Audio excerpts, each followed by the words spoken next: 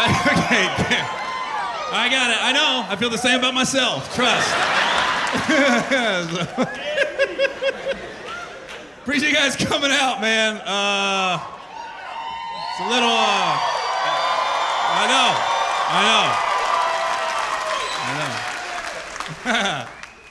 Well, I don't know why I did this special in San Antonio and bought a leather jacket.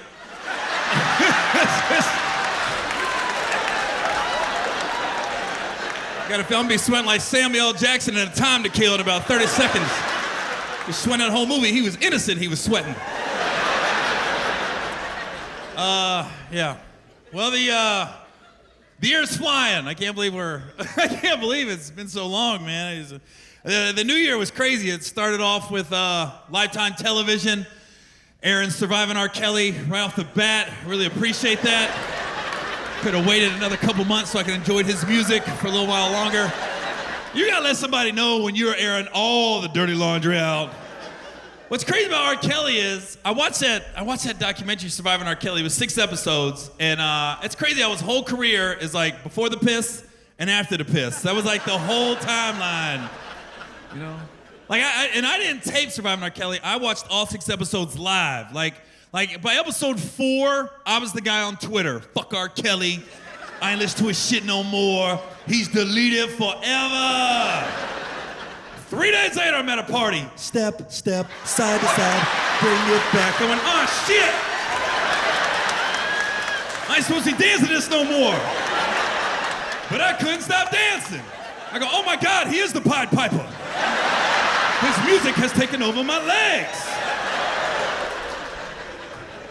I swear, after watching Surviving R. Kelly and all these other scandals that happen every week, I'm to the point in my career where I'm just happy to be an entertainer without a scandal right now, you know? I mean, it's gotten to the point where I'm scared to open up my laptop in the morning. Because I just be looking at it like, oh shit, it's today. Because I've never done anything to anybody, I'm not worried about that. Still don't mean somebody can accuse me of shit, you know? Like, it'd be nothing for a woman to come out of left field and be like, Gary Owen smacked my ass in 1992! He's at a Criss Cross concert. Your clothes were on backwards. So, crowd. I keep waiting for a white lady to come after me. I keep waiting for a white lady to be like, Gary Owen sexually harassed me. Now you know you lied.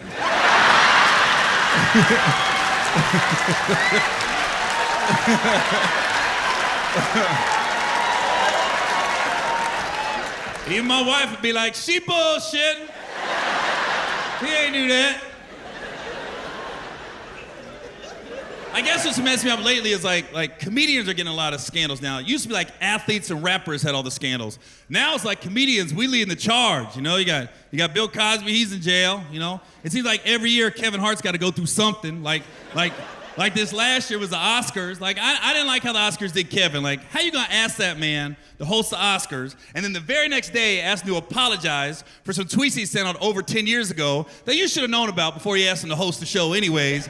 And plus, he would just bullshit with his boys. There was nothing malicious behind his tweets. But all of a sudden, he did some gay tweets, and now these people were like, Kevin Hart's a homophobe. He's a homophobe. Let me tell you something. That dude is definitely not a homophobe. I know the guy 20 years, done 3 movies with him. One movie was called Ride Along. In that movie, I had nothing but underwear and honey on my chest. That was my whole wardrobe, you know?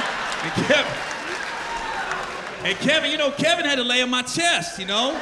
So when you see that movie, that scene's only like 2 or 3 minutes long, but when we shot it, it took like 35 minutes to get that scene right. And to Kevin's credit, he never left my chest. He stayed there all 35 minutes.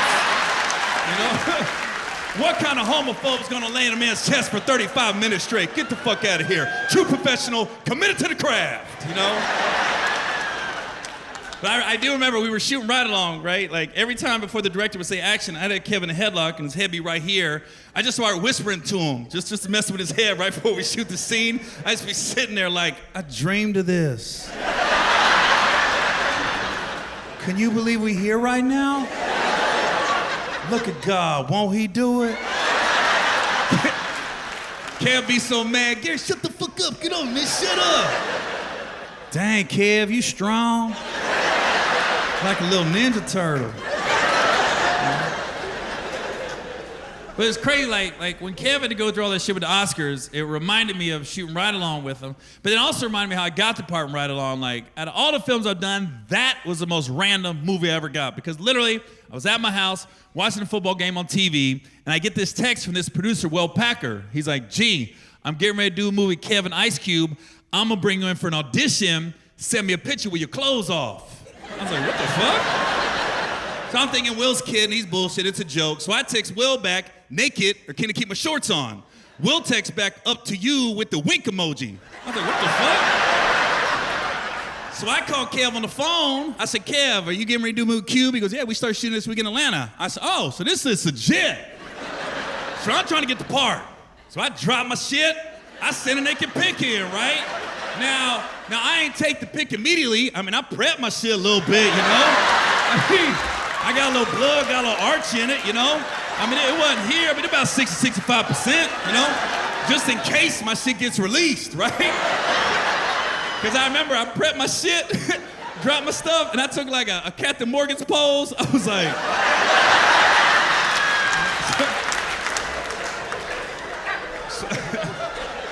So I send the pic to Will. I can see on my phone that he opened the pic, but he don't send nothing back.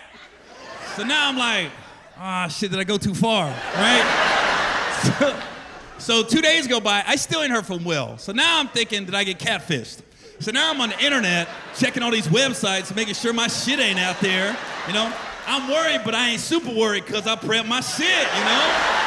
So, because if my shit got released, I was gonna be like, that's just regular. Yeah, that's just me walking around. That's just everyday me. Yeah. I don't know who took that pic.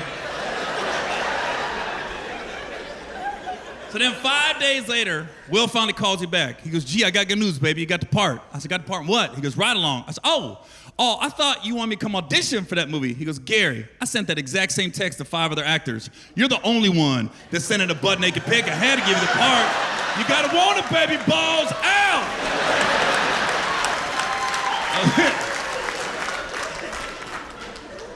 I was thinking other comedians messing up. Roseanne's messing up, man. Hell, Roseanne got fired from Roseanne. How the hell that happen? When Roseanne got fired from Roseanne, that's the only headline I saw. I didn't know why she got fired. So then I went back and talked about Twitter getting people in trouble. I looked at her tweets, and she sent some racially insensitive tweets about the head of her network. So I'm reading it, and then I went, I guess I'm always just a little taken back by not a lot. Just how some white people just don't realize what you can and cannot say about black people. Like I'm around black people a lot, you know? Like, honestly, it's pretty easy what you can and cannot say, you know? Like, you can't say what Roseanne said on Twitter. I'm not gonna repeat it. You can't say that, you know? You can't say the M word. That's obvious, you know? Just some white people won't let that word go. They just won't let it go, you know? Why can't we say it? It's just a word. Why can't we say it? They be looking at me like I know the answer and shit. Gary, why can't we say it? I don't know, that's the rules. I got bigger shit to worry about than that one goddamn word. Hell, I watch that spelling bee on ESPN every year. There's a lot of goddamn words out there we ain't using. Use one of them motherfuckers once in a while. There's so many words just sitting in the dictionary right now, unused. Because I'm the only white person in my house. I hear the M word every day, room to room. Just ding, ding, ding, ding, ding, ding, ding, ding, ding, ding, ding. I still can't say it. And I'm paying the goddamn mortgage. That's just the rules. Yo, that'd be crazy if black people change the rules one day. Just black people come out, all right, we don't give a shit, you can say it now. You'd have white guys walking around, hear the news. Yeah. Black people said we're allowed to say the M-word, we're clear, we're good, we're allowed to say it. Are you fucking shitting me right now? Nah, we're approved, we're allowed, we can say it. Well, say it. Fuck that, you say it first. I ain't gonna lie though, sometimes when me and my wife are having sex, she calls me the M-word. It makes me feel good, it does, man. Like, I be sitting there like, what the fuck you say? I'd be in the bathroom afterwards, flexing up. What the fuck? Be calling all my friends up. You ain't gonna believe what the fuck my wife called me. What she call you? Can't tell you. But she said it.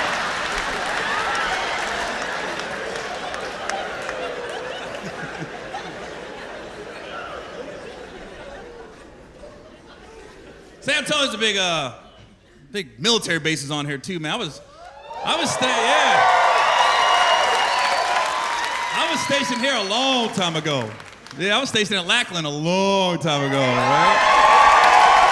Yeah. It's funny too, looking back on my life. I was thinking like I joined the Navy like right after high school, and I was thinking, why did I join the Navy? And I remember all the reasons, because I was a broke kid living in a trailer park in Southern Ohio.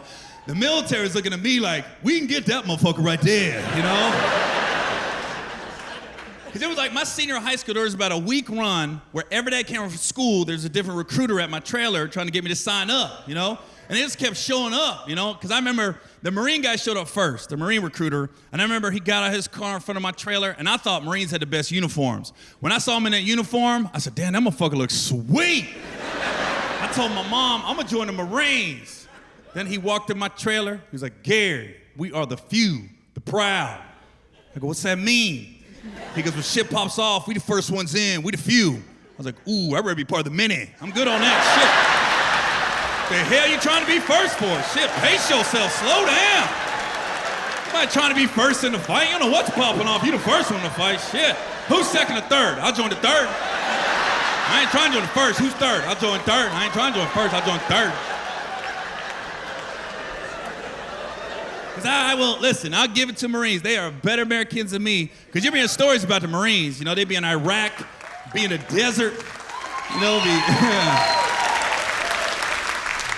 be in a story you'd be like 33 Marines will be in Iraq, be in the desert, standing around, and then a grenade will drop in the middle of them, and one Marine will jump on a grenade, take the blow to save the other 32 Marines' lives. I'm like, man, if we in the desert, and there's 33 of us, and a grenade drops in the middle, and I see it first, either 33 people die, or 32 people die. But if one's gonna make it, it's gonna be me, motherfuckers. Like, oh shit, grenade! God damn it!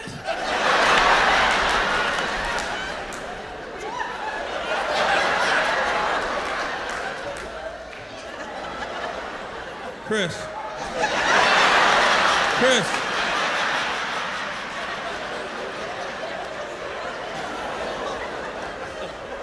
See, the Army guy came to my trailer. He was lying the whole time, lying his ass off. Army recruiter walked in my trailer with a straight face and was like, Gary, I heard you wrestle. I heard you're in your high school wrestling team. I said, yeah, I wrestle. He said, if you join the Army, you could try out for the Army wrestling team, and if you make it, you just wrestle the whole time you're in the Army. I said, sir, I am 3-30 right now. I've won 3 times and lost 30. I am literally the worst wrestler in the state of Ohio as we speak. I didn't wrestle to wrestle. Either come to the trailer park after school, or I could hang out with wrestlers and wrestle every now and then. I go, fuck it, I'll just wrestle. I ain't give a fuck if I won or lost. I used to pin myself half the time, because every time I get ready to wrestle somebody, I run on the mat, I look across, they be resetting the time clock. I go, you ain't gonna need that. This ain't gonna take that long, you ain't gonna need that clock. I've been looking at a guy, I'm about to wrestle, him over here sweating, warming up, smacking his leg, got his headphones on. I go, you doing too much, man. This ain't that kind of match. This dude listening to NWA, getting all fired up. This is more of a Kenny G type wrestling match. This is smooth jazz. We're gonna do this shit together. And when I tell you my senior in high school, I won 3 times and lost 30, I didn't beat 3 different people. I beat the same motherfucker 3 times, one dude. He was trying to lose too. Because the first time I saw him wrestle, I go, oh, this motherfucker trying to lose. My coach was like, how can you tell? Because I try to lose, coach. I can tell when the motherfucker trying to lose. I remember the first time I had a wrestle, we was both trying to lose. At one point, we land on the mat, right next to each other, both trying to pin ourselves. Oh shit, you trying to lose too.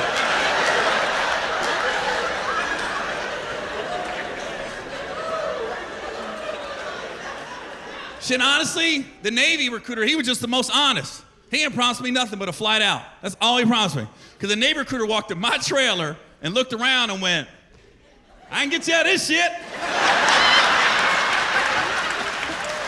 Motherfucker, just put down my trailer, motherfucker. And then he didn't tell me what I was gonna do in the Navy or nothing. I said, what will my job be? I said, what will my job be? He goes, what's the matter? Look where you at right now, kid. You're right, I'll go with you, shit.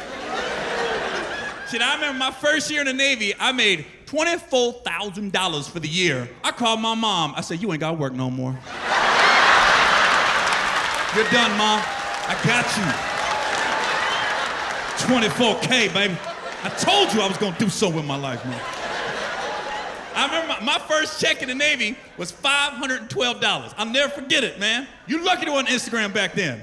I don't know. Look now, haters. Get on my level. I got another one coming in 13 days. Can't stop, won't stop, 512 every 2 weeks.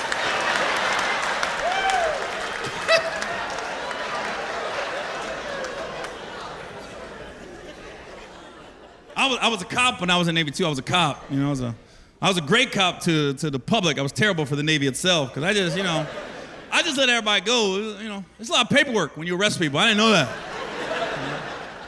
Like I was a cop, and that's why I got stationed in San Antonio because I was at Lackland. That's where the police academy was. So I go to the police academy in San Antonio, and then I graduate. Then they send me to San Diego. I'm on a big ass base. They put me on nights. I'm working 6 p.m. to 6 a.m. You know, when I first got on the base, I wanted to be a good cop. I was like, okay, crime's about to cease. Officer Owen is here. Shit's about to change. My first Friday night on the base, I pulled this guy over. I gave him a DUI. I was like, fuck yeah, my first DUI. Now keep in mind, I pulled this guy over at 3 in the morning. Supposed to be at work at 6 in the morning.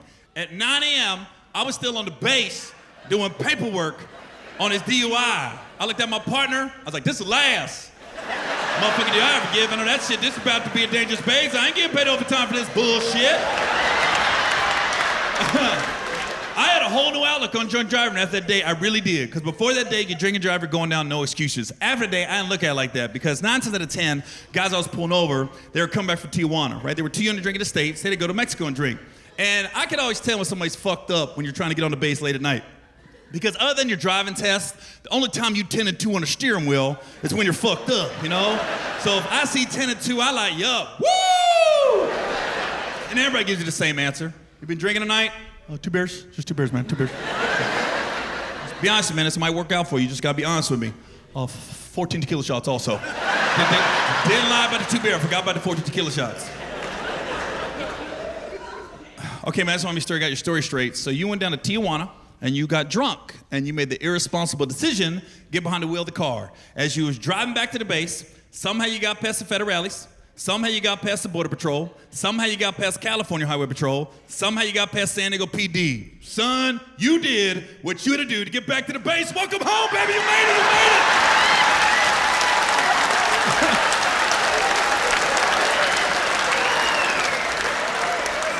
I ain't gonna pull him over there. That motherfucker was focused, shit. I let him know, be proud of yourself. You can handle your liquor. Sometimes they wouldn't leave, they'd be staring at me. Are you serious? Go, motherfucker!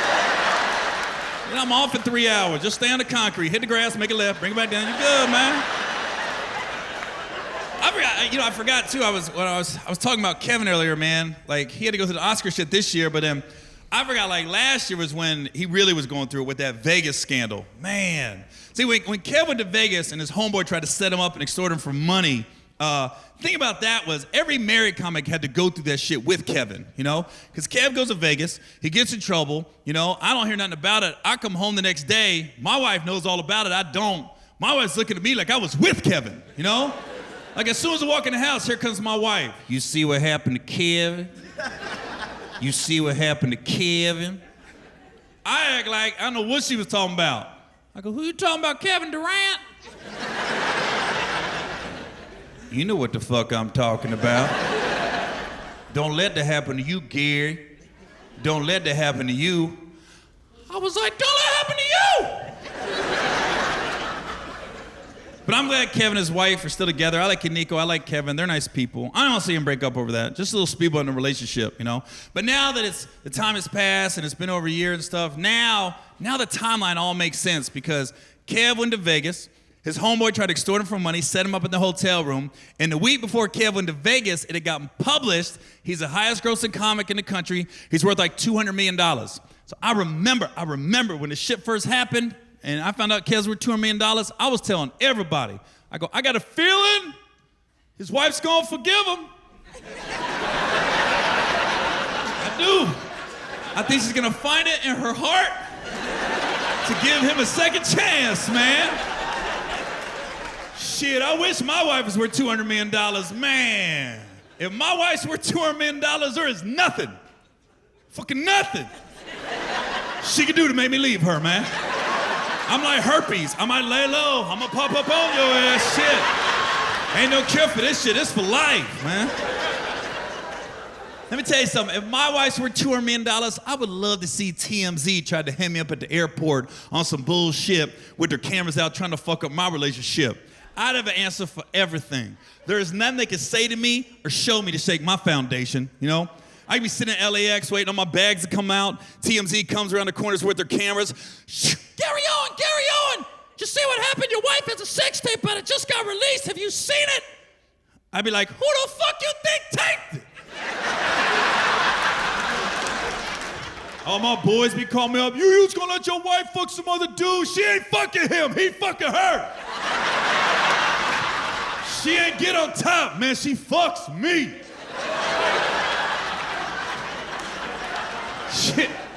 Shit, let me tell you something. If my wife's worth $200 million, she could tell me she's going to see another dude. I wouldn't give a shit. She could tell me, Gary, I'm going to see my friend this weekend. You tell him I said hello. If you happy, we happy. Shit, my wife could be gone for the weekend with some other dude. I'd be at the house making Instagram posts. I just want to take a second and thank my lovely wife for all she does for this family. You are the best wife, mother, friend a man could have. You have provided us with this beautiful home. You enjoy your weekend away. We will be here when you get back. Like, hashtag unbreakable.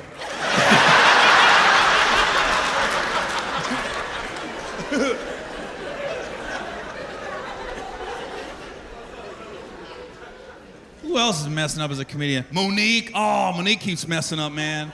And I like Monique a lot, man, but goddamn, Mo, she's going after everybody, you know?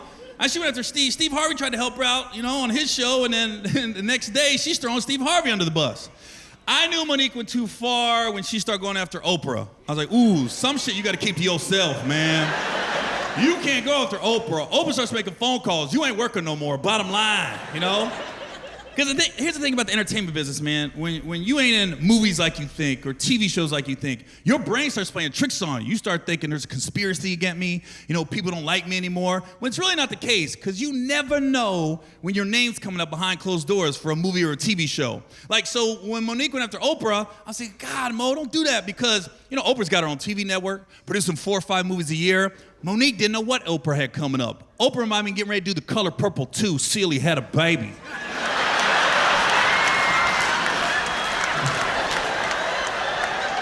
She was gonna bring in Monique for Celie had a baby.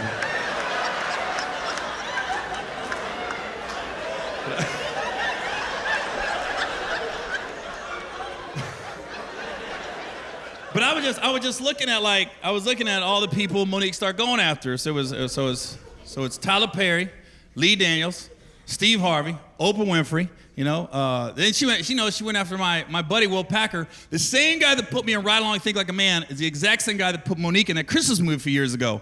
And Monique tried to compare Will Packer movie producer to Harvey Weinstein movie producer. And I thought that was a little too far.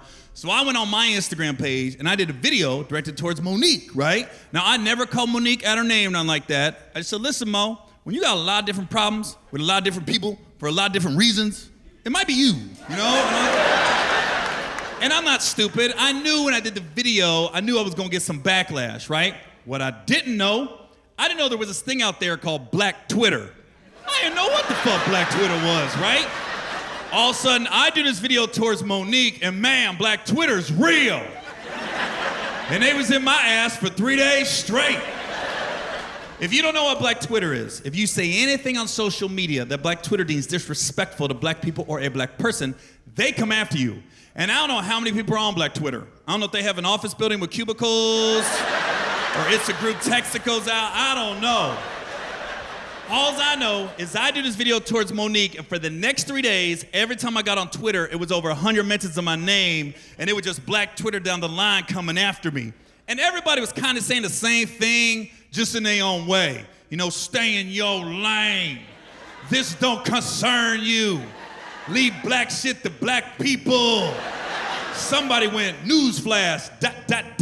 You ain't Black. I was like, damn! Woo! Motherfucker dropping knowledge today.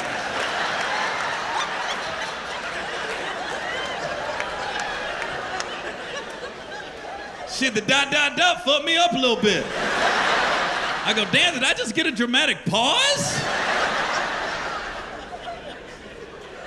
But listen, I give respect to respect is due, man. Some people on Black Twitter hit me with some good ass put downs. I mean, there was some good ones.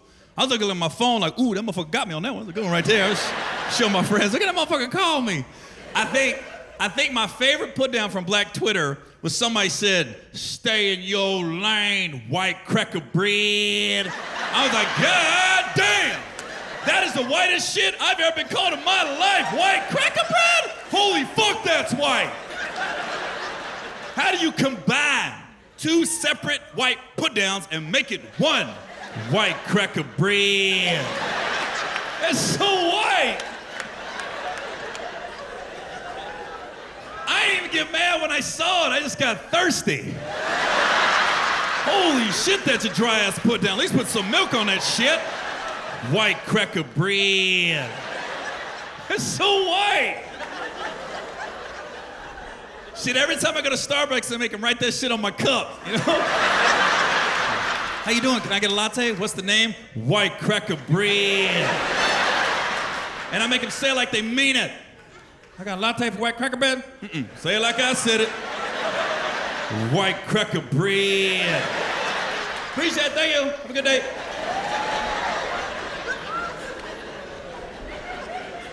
Shit, I didn't know what stay in your lane meant. I didn't know what that meant.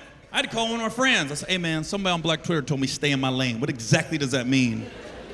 I guess there's a white lane and a black lane on Twitter, and you're not supposed to cross the lanes.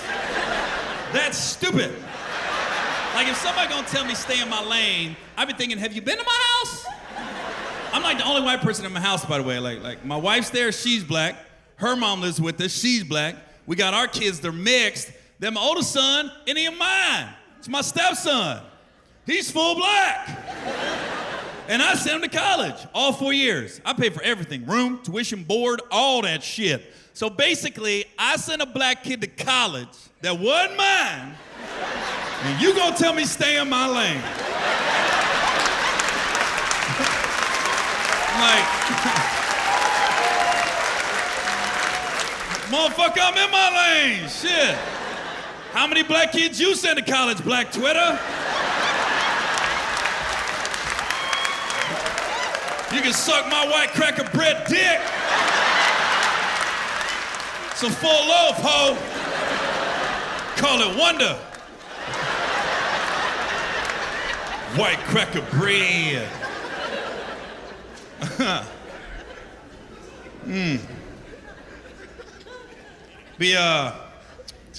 Getting older, man. I can tell I'm getting older too. I can feel it. You know? Like when I used to go to cities, I used to like go out every night, go to nightclubs and party and clubbing and shit. Now I'm going to hotels and asking for the breakfast coupons and shit like that. You want points at breakfast coupons? Motherfucker, breakfast coupon. I'm gonna be up early. Plus, clubbing ain't what it used to be, man. Like I remember when I was in my 20s, man, we in the nightclubs, we just went there to have a good time. Now, it seems like everybody wants to pop bottles at a nightclub. That's like the thing. Like, especially when I go, they immediately think I want to pop some bottles and want sections and tables. I'm like, no, fuck that. You know? Because I'm still trying to figure out the mathematician that came up with bottle price in the nightclubs, right? Like everyone in this theater could go to a liquor store after the show and buy a bottle of liquor for $40. That same bottle at a nightclub might be $500. I was like, man, I'm glad most of these nightclubs don't serve food, you know? How you doing, man? Can I get a Twix? $850 for a Twix. God damn, for a candy bar? There's 2 of them in it.